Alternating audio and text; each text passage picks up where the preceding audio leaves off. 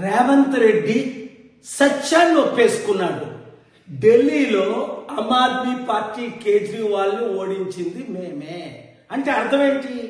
బీజేపీని గెలిపించింది మేమే అంటే అర్థం ఏంటి?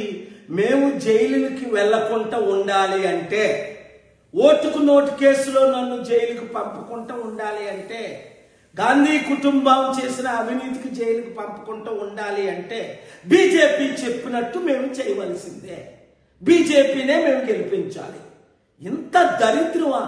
ఒక నేషనల్ పార్టీ అయి ఉండి 55 సంవత్సరాలు ఈ దేశాన్ని ఏరి మోదీకి, ఆర్ఎస్ఎస్ కి, బీజేపీ తొత్తులైన ఈ కాంగ్రెస్ పార్టీని తెలంగాణ రాబోయే సర్పంచుల ఎలక్షన్లో, దేశంలో ఉన్న ప్రతి ఎలక్షన్లో చిత్తుగా ఓడించి మన ప్రజాశాంతి పార్టీ మోదీని ఢీకొనగలదు, అన్ని పార్టీల్ని ఢీకొనగలదు. కనుక రండి, కదిలి రండి బీసీ, ఎస్సీ, ఎస్టీలారా, మోసపోకండి.